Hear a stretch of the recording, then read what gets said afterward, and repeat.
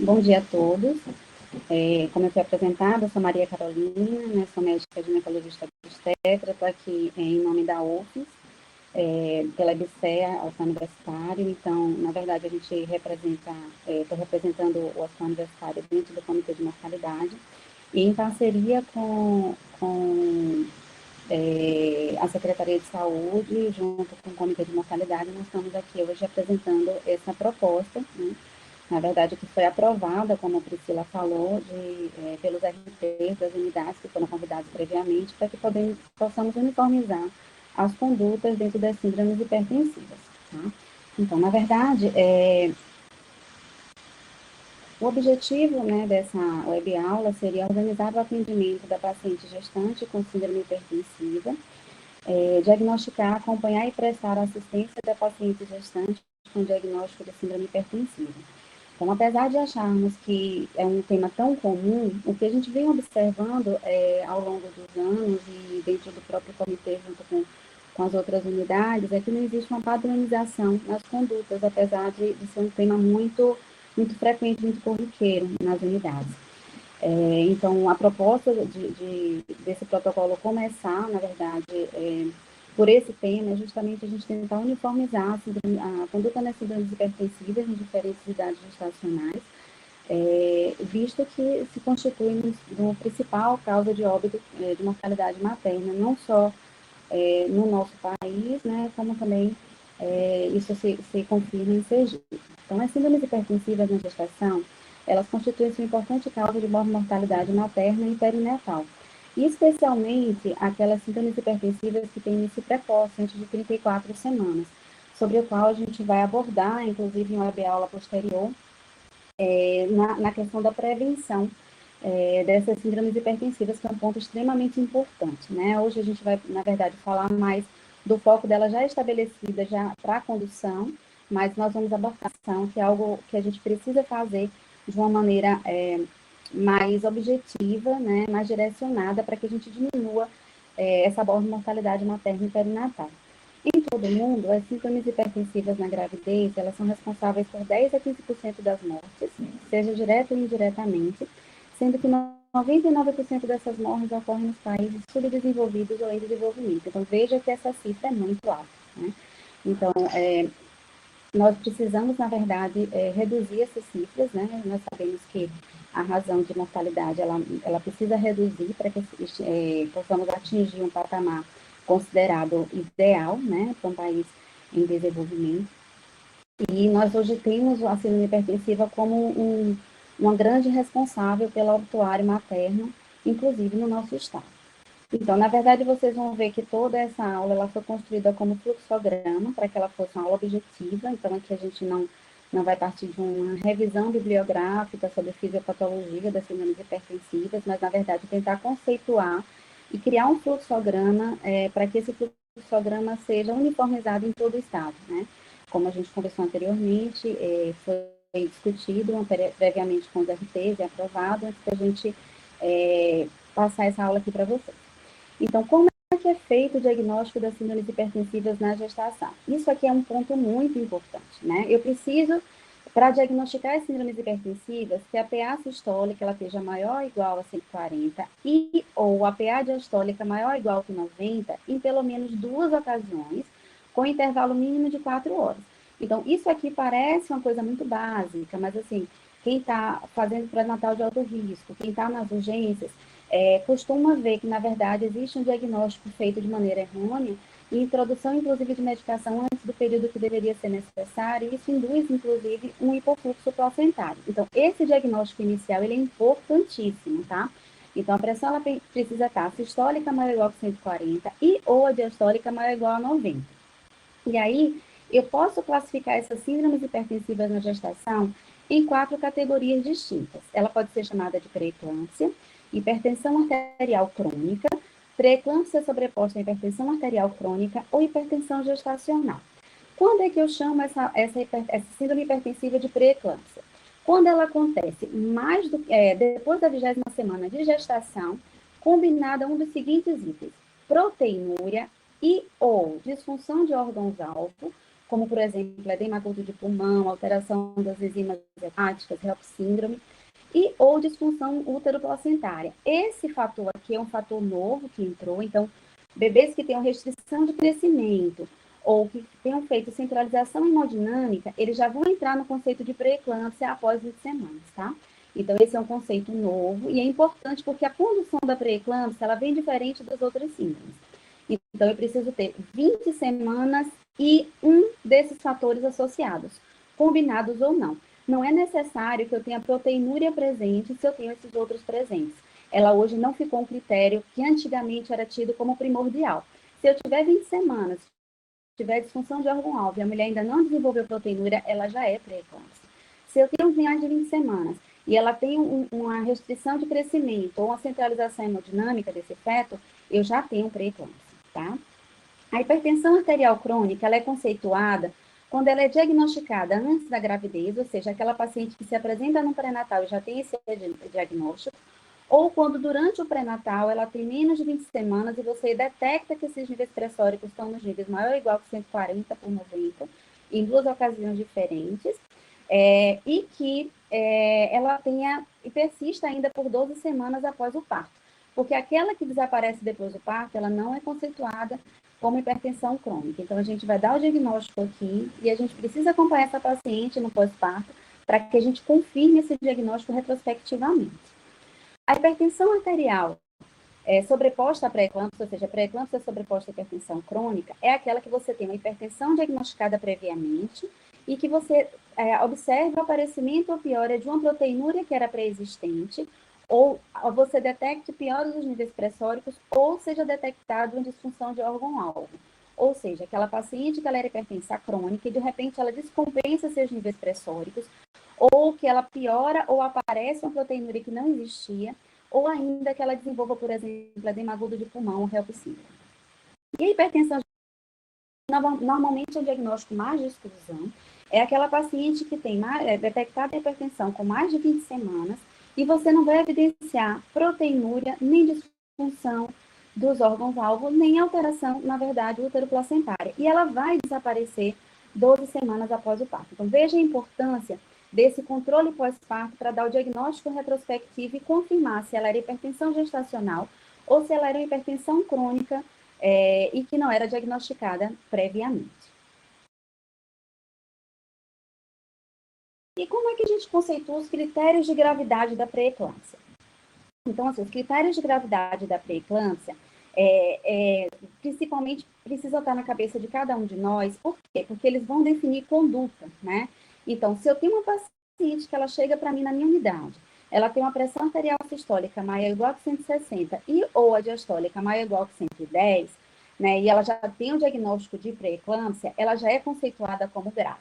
Ou se tiver qualquer um desses outros critérios, ou seja, disfunção do sistema nervoso central, que vai nos apresentar, como a gente fala, de sinais de iminência de eclâmpsia, como, por exemplo, a cefaleia que não cede com analgésico, escotomas ou turvação visual, ou, de repente, a sensação de pontos brilhantes, hiperreflexia, alterações hepáticas que vão conceituar uma HELP síndrome, por exemplo, as transaminases 2 vezes acima do valor de referência, uma dor em hipocôndrio direito, uma epigastralgia que não cede com medicação, plaquetas abaixo de 100 mil, né, que essa paciente não tenha previamente nenhuma outra disfunção, alteração de função renal e edema agudo de pulmão. Então, isso aqui é importantíssimo ter como critério, porque isso vai definir nossa conduta, inclusive para via de parto, para indicação de parto. Então, é importantíssimo que a gente tenha isso aqui na nossa cabeça bem conceituado. Então, aí eu dividi aqui para frente, vocês vão ver os fluxogramas por idade gestacional, porque cada idade gestacional nós vamos conduzir a síndrome hipertensiva de uma maneira distinta, né?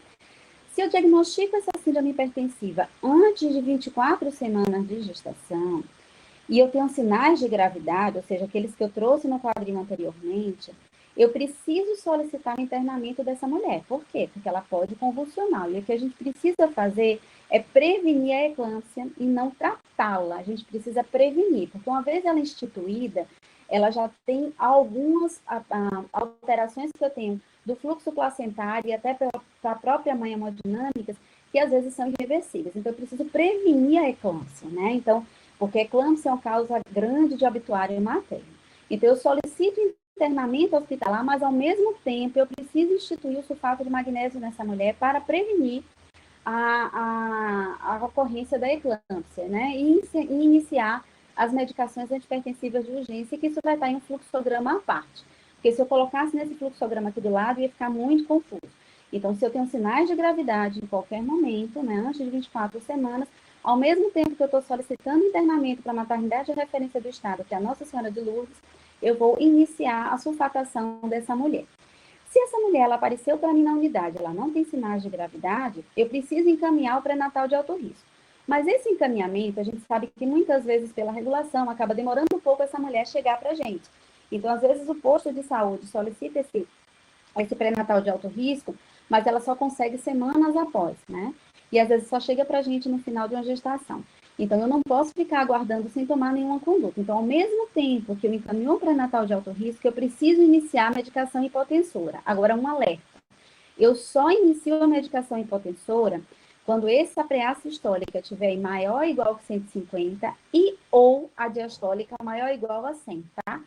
Então, não é para eu iniciar com o diagnóstico de 12/9, o diagnóstico, é para diagnóstico, para eu começar a ter conduta de acompanhamento e monitorização. Mas a minha medicação hipotensora, ela deve ser começada apenas com a PA sistólica maior ou igual a 150 e a PA, ou a PA diastólica maior ou igual a 100. E a importância da ordem das medicações que eu preciso introduzir para essa mulher. Então, a metildopa, né, que é o nosso carro-chefe de medicação hipotensora nas síndromes hipertensivas na gestação, ela tem que ser com dose mínima de 750, então observem bem isso, eu preciso estar atento. Muitas vezes chega no meu pré-natal de alto risco com a mulher com subdose, né? Então, a dose mínima para a mulher é 750 miligramas dia, ou seja, 250 de 8 em 8 horas, atingindo o máximo de 2 gramas dia. Se essa mulher ainda não consegue controle, aí eu vou ter outras opções de medicação hipotensora, ou se eu tiver em falta da metildopa, é essa ordem que eu vou seguir. Então, a segunda droga seria nifedipino de 20 a 120 miligramas dia. Em terceira opção, hidralazina de 25 a 50 miligramas dia. E a quarta opção, metoprolol de 100 a 200 miligramas dia. Então, eu vou frisar que a minha introdução da medicação hipotensora, ela só vai acontecer quando a minha PA sistólica estiver maior ou igual a 150 e a diastólica maior ou igual a 100. E ao mesmo tempo que eu estou encaminhando ao pré-natal de alto risco, estou iniciando a medicação hipotensora, eu já preciso iniciar uma solicitação de protocolo mínimo de avaliação clínica dessa mulher e laboratorial. Então, eu preciso ainda nessa minha unidade solicitar uma avaliação laboratorial mínima que se constitui em creatinina, hemograma com plaquetas, transaminases, uma proteinúria de 24 horas ou uma proteinúria de fita, se eu não tiver uma proteinúria de 24 horas disponível. Porque a gente sabe hoje que o diagnóstico de proteinúria, ela precisa ser com a proteinúria de 24 horas maior ou igual que 300 miligramas, ou uma relação proteína-creatinina maior ou igual a 0,3, né? E a proteinúria de fita, ela seria muito mais para rastreio do que para confirmação diagnóstica. Mas se eu for usá-la como diagnóstico, não estiver disponível na minha unidade, uma proteinúria de 24 horas e uma relação proteína-creatinina, eu considerarei como positivo quando a proteinúria for maior ou igual a 2 cruzes, tá? Nessa proteinúria de fita. E, ao mesmo tempo, eu vou instituir um controle de curva pressórica que volte para mim no pré-natal. Essa mulher ela não pode ser perdida do pré-natal, o que muitas vezes a gente tem observado nessa condução dessas pacientes. Então, é importante que, ao mesmo tempo que eu estou encaminhando o pré-natal de alto risco, eu vá instituindo essas outras medidas, né? Iniciar a medicação quando necessário, solicitar a avaliação laboratorial e iniciar a curva pressórica dessa mulher. Se eu tiver uma idade gestacional entre 24 e 34 semanas, mais uma vez, com sinais de gravidade, lembrar que eu preciso solicitar um internamento hospitalar na maternidade Nossa Senhora de Lourdes e, ao mesmo tempo, eu preciso instituir meu sulfato de magnésio, como eu falei para vocês, e com essa idade gestacional, realizar a corticoterapia para amadurecimento pulmonar, que de preferência é a betametasona, 12 miligramas dia, repetido o ciclo depois de 24 horas no mesmo horário, mas se a betametasona não estiver disponível, eu vou lançar a mão da dexametasona. Então, com o sinal de gravidade, sempre lembrar disso. A gente precisa solicitar um internamento, mas essa paciente precisa ter essa conduta com sulfato de magnésio e a corticoterapia instituída. Se essa paciente não tem sinais de gravidade, que foram aqueles apresentados naquele quadrinho, eu vou encaminhar o pré-natal de alto risco e, mais uma vez, eu vou fazer aquelas mesmas condutas, né? Então, iniciar minha medicação hipotensora nessa mulher quando indicada, ou seja, quando a pressão arterial sistólica estiver maior ou igual a 150 e a diastólica maior ou igual a 100, nessa ordem de prioridades de medicações antihipertensivas, lembrando que metildopa, a dose mínima é 750 miligramas dia, vou solicitar que ela inicie a curva pressórica, que é aquela avaliação laboratorial mínima. E aqui, nessa idade gestacional entre 24 e 34 semanas, lembrar que eu tenho um feto ali que precisa avaliar a vitalidade a partir de 28 semanas, tá? Então, na minha unidade eu não tenho Doppler e eu não tenho cardiotoco, mas eu preciso solicitar para que essa mulher, ao mesmo tempo, encaminhada ao pré-natal de alto risco, que ela já possa ser encaminhada a realizar esse controle de vitalidade. Então, lembrar que ali eu tenho um binômio, eu não tenho uma mãe sozinha. Eu tenho uma mãe e eu tenho um concepto, eu tenho um feto, e ele precisa ser avaliado contra a sua vitalidade a partir de 28 semanas de gestação.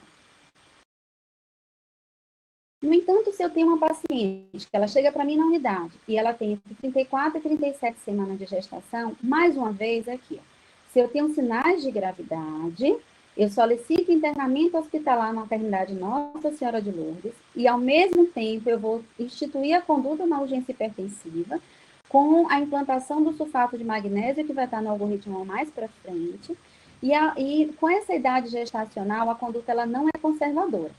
Sinais de gravidade é igual à resolução da gestação, é igual a parto. E parto aqui, como vocês vão ver mais para frente, não significa cesariana, tá? Então, isso vai depender das condições materno e fetais para a gente decidir se vai ser condução, indução ou via alta. Então, lembrando bem que síndrome hipertensiva na gestação não é sinônimo de cesárea, tá? Se essa paciente não tem sinais de gravidade, eu preciso encaminhar essa paciente a pré-natal de alto risco e, mais uma vez, instituir aquela conduta que falamos nos outros algoritmos. Então, eu vou iniciar a medicação hipotensora, se a pressão for maior ou igual que 150 sistólica e ou a diastólica maior ou igual que 100, nessa ordem de prioridade, solicitar que ela comece a curva pressórica e volte para o meu pré-natal com essa curva pressórica realizada, e vou solicitar a avaliação da vitalidade fetal. Então, não posso simplesmente encaminhar esses pacientes ao pré-natal de alto risco e ela ficar sem nenhuma conduta, porque muitas vezes ela não consegue chegar rapidamente a esse pré-natal, e aí quando ela chega para a gente, algumas coisas já aconteceram, óbito fetal, comprometimento de órgão-alvo, e aí não foi, na verdade, detectado isso precocemente para que a gente diminua essa mortalidade. No entanto, se essa paciente, desculpe o tamanho desse fluxograma, eu sei que está bem pequenininho, mas que eu pudesse colocar todo esse fluxograma em uma tela só, eu não consegui deixar a nitidez melhor, tá? Mas era importante que ele tivesse aqui, porque esse vai ser o fluxograma que pretendemos seguir dentro da rede, na secretaria, dentro do estado de Sergipe. Então, a conduta na paciente que tem mais do que 37 semanas de gestação e tem um diagnóstico de pré-eclâmpsia, prestem atenção, ela tem pré-eclâmpsia estabelecida, então é importante que a gente saiba classificar essa mulher. E ela tem mais de 37 semanas de gestação. Pré-eclâmpsia hoje com maior ou igual a 37 semanas, ela não é conduta conservadora. Então, isso é conceito novo que a gente precisa seguir, porque os sinais de gravidade e o comprometimento materno-fetal depois de 37 semanas na conservadora, ela é muito maior do que se a gente fizer a conduta resolutiva. Então, a gente vai solicitar um internamento hospitalar nessa mulher na maternidade de referência do nosso estado, que é a Nossa Senhora de Lourdes. Se ela tem sinais de gravidade, eu vou iniciar minha medicação hipotensora, já vou instituir meu sulfato de magnésio, né, que é na conduta hipertensiva, e vou fazer o controle de curva pressórica dessa paciente dentro da unidade da Nossa Senhora de Lourdes. Veja que aqui é uma seta direcionando, então ela já está na maternidade Nossa Senhora de Lourdes, e ao mesmo tempo ela vai fazer controle de curva pressórica, fazer uma avaliação laboratorial mínima, né? Então, a maternidade Nossa Senhora de Lourdes, ela precisa instituir, e hoje isso é uma realidade deles, eles fazem essa avaliação laboratorial mínima, mas só para a gente estar protocolado. E lá, como eles já fazem a avaliação da vitalidade, o Doppler e a cardiotocografia. E aí, a gente precisa resolver essa paciente. O parto aqui, mais uma vez, dizendo a vocês, se a gente tem vitalidade fetal preservada, e se eu tenho uma paciente sem comprometimento estável, eu posso estabilizar essa paciente, preparar o colo e induzir um parto, ou eu posso conduzir esse parto se a paciente estiver em trabalho de parto, e se a paciente tiver instabilidade, ou comprometimento de vitalidade, a via alta instituída, ou seja, a via de parto ela é obstétrica. Síndrome hipertensiva na gestação não é sinônimo de cesárea, tá? E aqui, mais uma vez, a gente deixou essa observação, porque o ideal é que a gente faça a proteinúria de 24 horas para diagnóstico, não só a proteinúria de fita. A proteinúria de fita ela é muito mais para rastreio. Se eu tenho uma paciente que eu categorizei como uma paciente com hipertensão crônica, então eu vou encaminhar essa paciente ao pré-natal de alto risco. E mais uma vez, se ela já era usuária de medicação previamente, eu vou trocar essa paciente para a medicação que é de uso na gestação. Então, vamos supor que ela usava um inibidor da ECA. Então, eu vou precisar modificar essa medicação para a dose mínima de 750 miligramas dia. E se ela não usava a medicação, eu vou introduzir se ela tem a pressão maior ou igual que 150 sistólica e ou a diastólica maior ou igual que 100 milímetros de mercúrio. Então, eu não vou iniciar antes disso para não fazer hipofluxo placentário. Mais uma vez, seguindo aquela mesma ordem de medicações hipotensoras a ser instituídas. Vou iniciar o controle de curva pressórica, vou fazer aquela avaliação laboratorial mínima e, ao mesmo tempo, vejam que tem uma avaliação de comprometimento de órgão-alvo que eu preciso fazer já no início da gestação, né? Então, se essa paciente, por exemplo, já inicia meu pré-natal, ela é hipertensa crônica, ela já tem proteína, esse diagnóstico no início da gestação, para que eu possa saber se houve uma piora dessa proteinúria, para eu saber se foi uma hipertensão crônica com pré-eclâmpsia sobreposta, ou se de repente ela não tinha proteinúria e passou a instituir, se ela também tem uma pré-eclâmpsia sobreposta. Então, é importante essa avaliação de órgão-alvo inicial, né? Então, eu tenho que fazer um eletro, um ecocardiograma com Doppler, fazer uma fundoscopia, né? E avaliar a proteinúria de 24 horas dessa mulher. E, ao mesmo tempo, eu tenho que avaliar a vitalidade fetal através de Doppler fluxometria e cardiotocografia a partir da 28ª semana de gestação. Então, vejam que, ao mesmo tempo que eu encaminho ao pré-natal de alto risco, eu já tenho que começar a tomar essas medidas, tá? E aí, a partir dessa conduta aqui, o nosso parto ele vai ser estabelecido a depender dos níveis pressóricos da mulher. Então, se uma paciente ela tem hipertensão arterial crônica leve, ou seja, aquela que a PA diastólica se situa entre 90 e 100, meu parto ele vai ser programado entre 38 e 39 semanas de gestação. Se essa hipertensão arterial crônica ela é moderada, ou seja, na classificação a PA diastólica ela está entre 100 e 110, meu parto vai ser programado para 38 semanas. Se essa hipertensão arterial crônica ela é grave, ou seja, eu tenho os níveis pressóricos com PA diastólica maior ou igual que 110, meu parto é programado para 37 semanas. Mais uma vez, falando para vocês que a programação de parto, ela não significa que é cesárea, significa que eu preciso avaliar a vitalidade e as condições maternas para programar condução, indução ou decisão obstétrica dessa via de parto. E aqui eu falei tanto da conduta nas síndromes hipertensivas, na urgência, né? E aí não dava para a gente colocar naquele mesmo fluxograma, porque ia ficar muito confuso, então a gente trouxe em um fluxograma separado, né? Então, para que, na verdade, nesse organograma a gente pudesse construir a nossa condução, né? Então, se eu tenho uma paciente que eu estou numa urgência hipertensiva, como é que eu vou tomar essa conduta? Então, assim, como é que é categorizada a urgência hipertensiva? Quando eu tenho uma pré-eclâmpsia com sinais de gravidade, ou seja, aqueles que a gente elencou previamente, mas só lembrando aqui, que a pressão arterial sistólica maior ou igual que 160, diastólica maior ou igual que 110, cefaleia que não cede com analgésico, escotomas ou turvação visual, ou pontos brilhantes, hiperreflexia, a avaliação da função hepática alterada, ou seja, transaminase 2 vezes o valor normal, dor em hipocôndrio direito, epigastralgia que não cede com medicação, plaquetopenia, alteração da função renal ou edema agudo de pulmão, e ou eu tiver a pressão arterial sistólica e ou maior ou igual do que 110, ou sinais de iminência de eclâmpsia, então isso se constitui uma urgência hipertensiva. Então, o que é que eu preciso fazer? Então, se minha pressão está com pico hipertensivo, eu tenho sinais de comprometimento de órgão-alvo, ou sinais de iminência de eclâmpsia, eu vou solicitar meu internamento hospitalar na maternidade de referência do Estado, que é a Nossa Senhora de Lourdes, e ao mesmo tempo nós vamos instituir o sulfato de magnésio, né? Pretendemos instituir um esquema único para que isso fique bem programado, tanto para quem vai fazer a transferência, quanto para quem vai fazer a recepção e a condução dessa mulher gestante, né? Então, colocamos aqui o esquema referência como esquema de CIBAI, que seria uma dose de ataque de 6 gramas de sulfato de magnésio, e aqui está a nossa maneira de diluir e de infundir, tá? E a manutenção seria de 2 gramas hora. Também aqui a gente tem de referência como a gente vai fazer essa infusão, tá? O ideal é que a gente faça em bomba de infusão contínua. E aí, a medicação hipotensiva instituída na urgência, preferência a hidralazina, numa solução de 1:19, administrando 5 ml dessa solução a cada 20 minutos, numa dose máxima de 45 miligramas. Se eu não tiver disponível a hidralazina, instituir a nifedipine 10 gramas via oral a cada 20 minutos. Lembrando que é via oral, não é sublingual, para não fazer hipofluxo placentário brusco e essa mulher fazer algum dano da suficiência placentária, tá? Lembrando o que é importante. E quando eu estou instituindo o sulfato de magnésio, eu tenho critérios mínimos para manutenção e para condução dessa mulher pelo risco de impregnação pelo sulfato. Então, eu preciso manter o gluconato de cálcio a 10%, uma ampola à cabeceira dessa mulher. Eu tenho que fazer a sonda vesical de demora.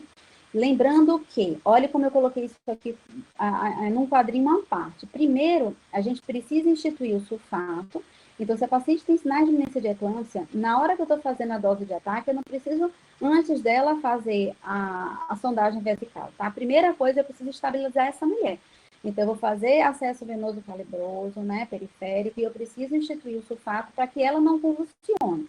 Se eu coloco a sonda vesical de demora nessa mulher antes de eu fazer o sulfato, inclusive eu estou precipitando mais estímulo para que essa mulher convulsione. Então, primeiro eu faço a dose de ataque, porque eu posso fazer a minha dose, que ela vai ser bem rapidinha, 20 a 30 minutos, e em seguida, depois que eu fiz a dose de ataque e estabelecer minha mulher, eu vou fazer a sonda vesical de demora.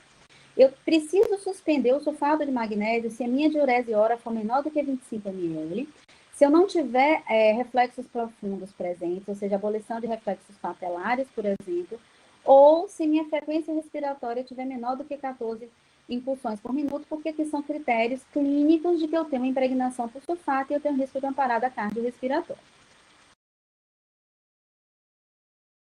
A eclâmpsia. Então, se eu peguei uma paciente na minha unidade e ela já tem crise convulsiva tônico-clotônico generalizada, que é o que conceitua a eclâmpsia, ou seja, paciente que foi afastada outros sinais de crise convulsiva, uma paciente que previamente às vezes ela tem sinais de hipertensão, né, de síndrome hipertensiva, e às vezes ela só vai manifestar muito precocemente antes da eclâmpsia, e às vezes a gente fica na confusão se realmente é uma eclâmpsia ou não. Então, a gente precisa ter critérios clássicos, né? Então, a síndrome hipertensiva na gestação com a eclâmpsia é uma convulsão tônico-clônica generalizada. Então, eu preciso, ao mesmo tempo que eu estou solicitando o internamento hospitalar dessa mulher, eu preciso estabilizar. Eclâmpsia é igual. Primeiro, assegurar a permeabilidade das vias aéreas e oxigenação. Então, Guedel, oxigênio, né? E para que eu possa lateralizar a cabeça dessa mulher. Vou fazer um acesso venoso calibroso, né? Então, lembrando que o sulfato de magnésio que eu vou instituir aqui, ele vai prevenir a minha próxima convulsão. Aquela que está acontecendo, eu preciso estabilizar e dar o suporte inicial do ABC. Então, eu preciso deixar que a mulher ela não tenha complicações daquela crise convulsiva naquele momento.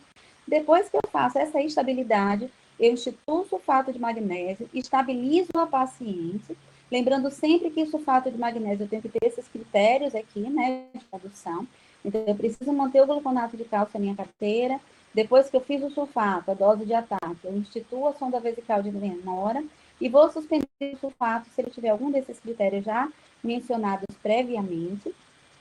Preciso estabilizar a minha mulher, então eu vou avaliar a vitalidade fetal através de Doppler e cardiotocografia.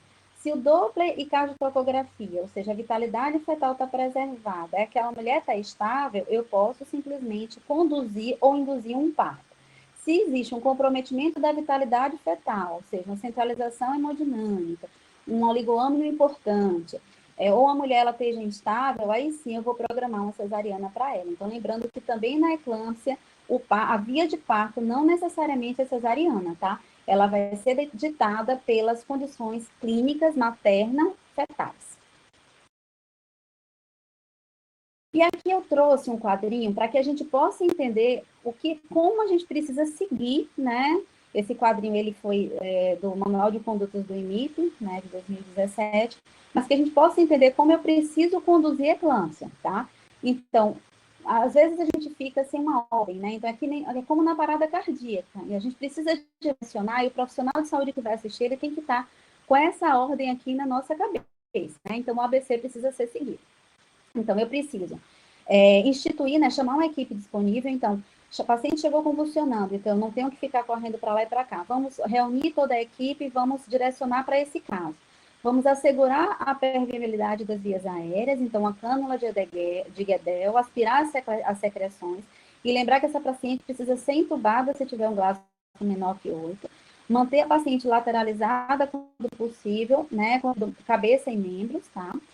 Em seguida, eu vou instituir a oxigenação, né? Então, ofertar oxigênio para essa paciente sob máscara de 8 a 10 litros por minuto, ou ventilação mecânica, se eu tiver esse Glasgow baixo. A circulação, então, estabelecer o acesso venoso calibroso. Então, lembrar que o paciente com eclâmpsia, o gel constituído é 16 a 18, e eu vou ter cuidado com a hiperidratação, porque essa paciente ela está com o terceiro espaço encharcado, então, de repente, eu posso fazer uma edemagude de pulmão nessa mulher. Então, eu faço um acesso venoso e tenho cuidado com a hiperidratação.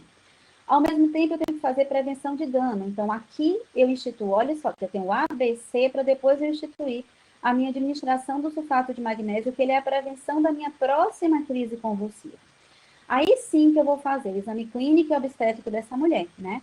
Então, eu vou avaliar a altura de fundo, se essa paciente se tem BCF, avaliar a dinâmica uterina, ver o tônus para ver se não tem um DPP associado a uma síndrome hipertensiva. Estabilizo e monitoro essa paciente, tá? Solicito meus exames laboratoriais e aí sim eu vou solicitar a essa paciente a realizar o exame de vitalidade com cardiotocografia e Doppler. Isso aqui parece uma bobagem, mas às vezes a gente pega uma paciente convulsionando dentro da sala de ultrassom. Então, precisamos obedecer essa prioridade, tá, de avaliação, porque a prioridade materna de estabilização, ela vem antes dessa nossa conduta aqui, tá? Então, se a paciente está estabilizada, eu inicio... Ok, adicionei a lista tarefas. Para qual? Eu preciso iniciar a corticoterapia, pelo menos uma dose, né? Depois que eu faço essa estabilização da paciente, e eu vou providenciar a interrupção da gestação por via obstétrica, né? Então, olhem essa observação. Evitar a cesariana imediatamente após a convulsão, tá? Porque o bebê vai estar sob hipóxia, né? Exceto nos casos que eu tenho um sofrimento fetal comprovado que eu preciso resolver rapidamente, ou quando eu tenho casos de DPP, né? Então, isso aí é um caso à parte. Mas se ela está estável, eu estabilizo ela, deixo ela melhorar a oxigenação para que eu tire esse feto com a melhor vitalidade. Avalio o colo uterino e a possibilidade desse parto ser vaginal. Vou resgatar minha contagem de plaquetas, isso aqui é importantíssimo, às vezes a gente fica numa angústia querendo resolver, mas eu preciso saber como estão minhas plaquetas para definir meu procedimento anestésico, né? Porque se eu tenho uma plaquetopenia importante, eu não vou poder fazer uma raquianestesia, essa anestesia vai ter que ser geral. Então, eu preciso resgatar essa plaqueta antes de eu decidir o tipo de anestesia, se assim o for indicado.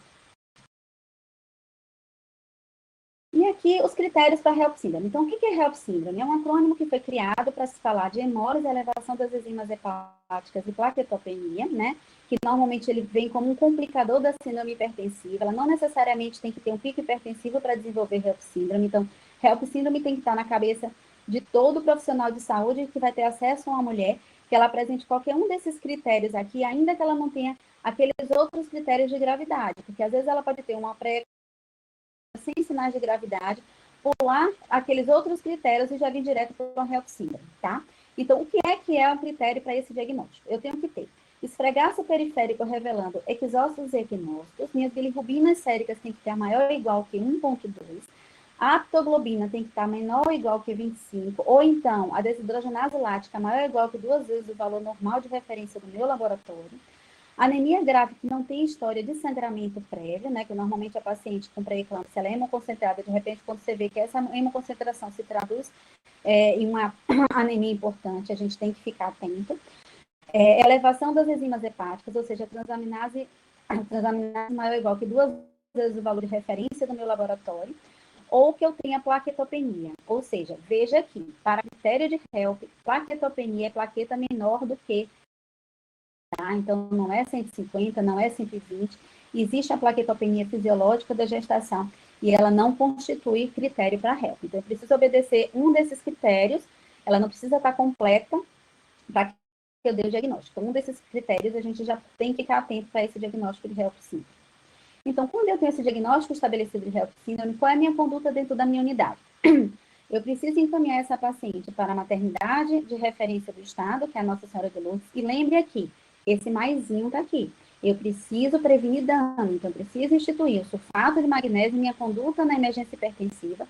Então, se essa paciente com diagnóstico de HELP, ela tem sinais de gravidade ou não, já que há outros sinais de gravidade, se eu tenho critério de HELP, eu preciso instituir o sulfato de magnésio. Se ela tem pico hipertensivo, eu preciso instituir hidralazina.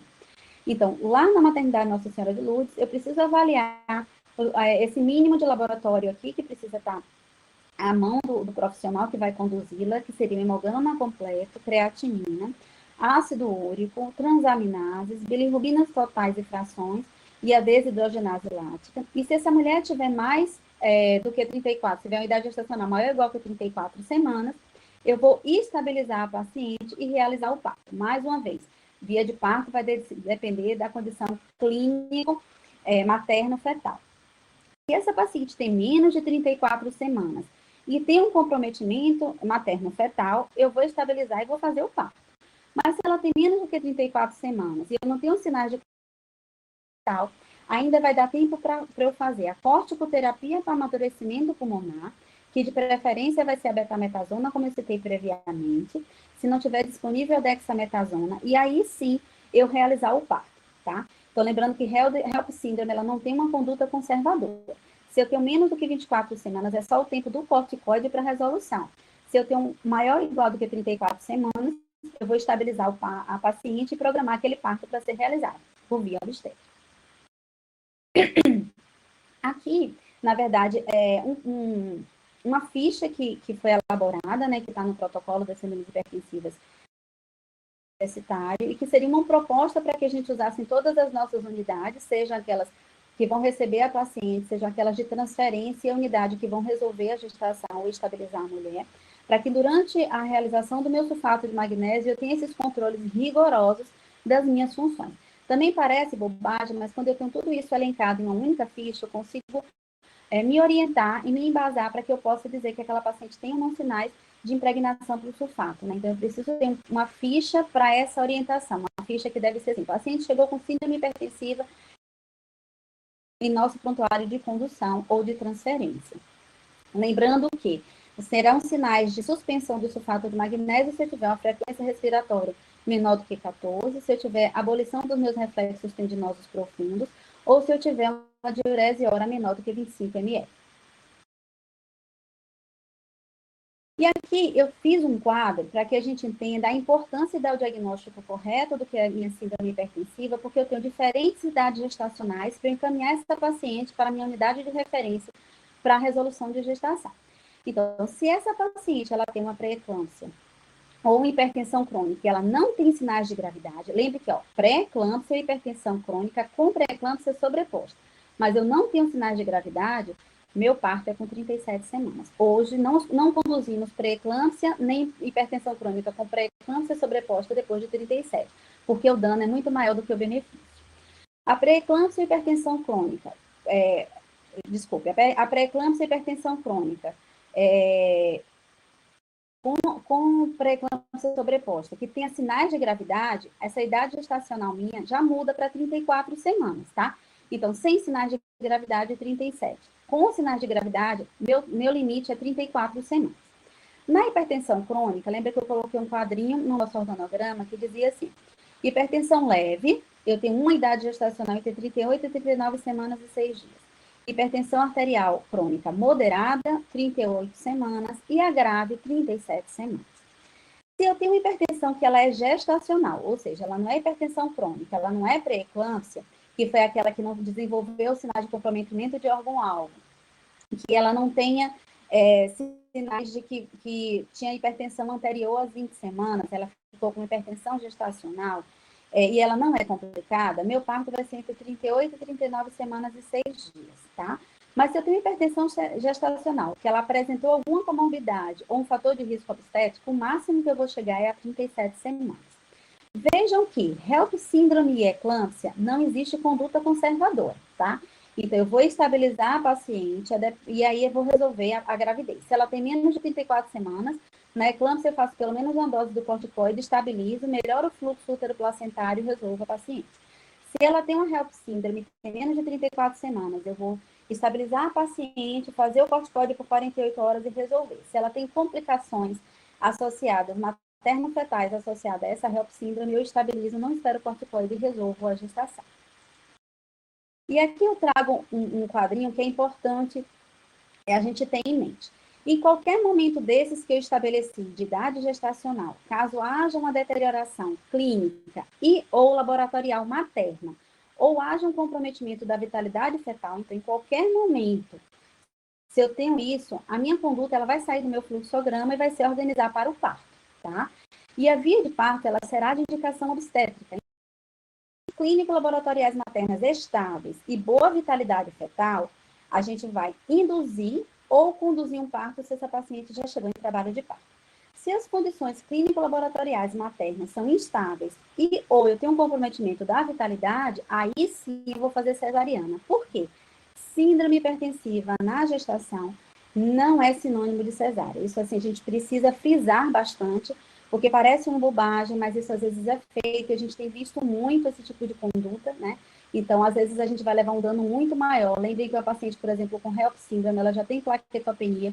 A paciente que tem DPP associado, se eu fizer um parto normal e ela já tiver CIVD, então a via de parto é importante a gente definir, né? Então, eu tenho que ser ágil não só nas minhas condutas, mas saber determinar qual tipo de síndrome hipertensiva eu tenho na gestação para eu direcionar a minha conduta, meu acompanhamento e direcionar pela estabilidade materna e fetal se minha condução de parto vai ser por via vaginal ou por via alta.